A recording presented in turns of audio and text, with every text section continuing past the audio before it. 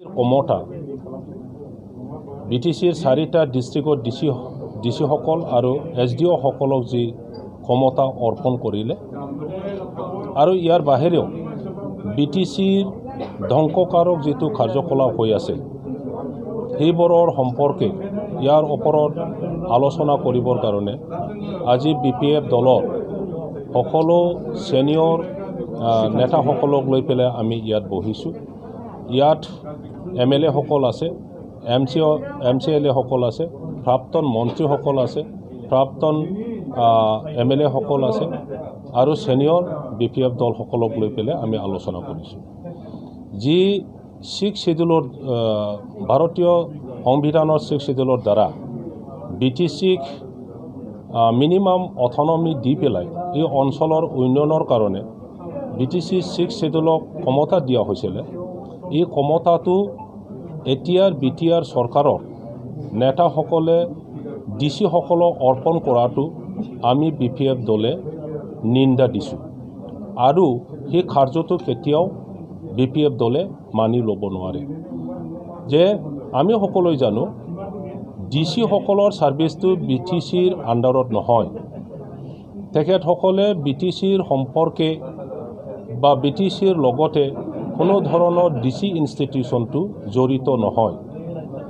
সেই গতিকে BTCৰ মিনিমাম ক্ষমতাটো DC সকলক যেতিয়া দিয়া হয় তেতিয়াহ'লে তেখেতসকলে ষ্টেট গভৰ্ণমেণ্টৰ যেহেতু ছাৰ্ভিচ দিয়ে বা তেখেতসকলে ষ্টেটৰ বা এমপ্লয়ি গতিকে BTC 6 শিডিউল কাউন্সিলৰ কাৰণে তেখেতসকলে ভাল কাম নকৰিব।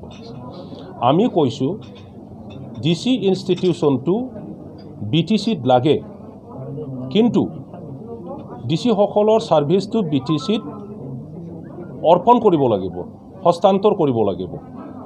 DC সকলৰ ACRটো BTC অথৰিটিয়ে লিখিব পাব লাগিব। সেইবোৰক লৈ পেলাই আমি আলোচনা কৰিছোঁ আৰু সেই মেছেজটো সমগ্ৰ BTC বাকী ইণ্টেলেকচুৱেলছ ৰাইজৰ ওচৰত আমি পৰ্যায়ক্ৰমে লৈ যাম আৰু যি BTCৰ ক্ষতিকাৰক কাম হৈ আছে সেইবোৰ ৰদ কৰাৰ বন্ধ কৰাৰ ব্যৱস্থা আমি ল'ম। আলোচনা দলৰ এই কথাটো তেখেতৰ বক্তব্যৰ মাজেদি বা যিখিনি তেওঁ ষ্টেটমেণ্ট দিলে এইটো স্পষ্ট হৈছে।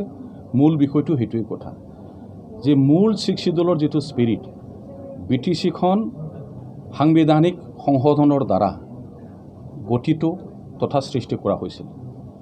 তো গতিকে এই গোটেই BTC বিষয় এইটো যদি হাল সলনি কৰিব লাগে ডেফিনেটলি কোনোবা এজন অফিচাৰ তথা প্ৰিন্সিপাল ছেক্ৰেটাৰী নটিফিকেশ্যন দিলেই এইটো কেতিয়াও কাৰ্যকৰী হ'ব নোৱাৰে। আৰু সঁচাকৈ যদি তেনেকৈ যদি কাৰ্যকৰী হয় তেতিয়াহ'লে BTC 6 শিডিউলৰ যিটো কেৰেক্টাৰিষ্টিক্স বৈশিষ্ট্য এইটো ধ্বংসৰ ৰাস্তাত পথত গৈ আছে, এই কথাটো স্পষ্ট। যি কথাটো আমি কেতিয়াও দল হিচাপে আমি মানিব নোৱাৰোঁ।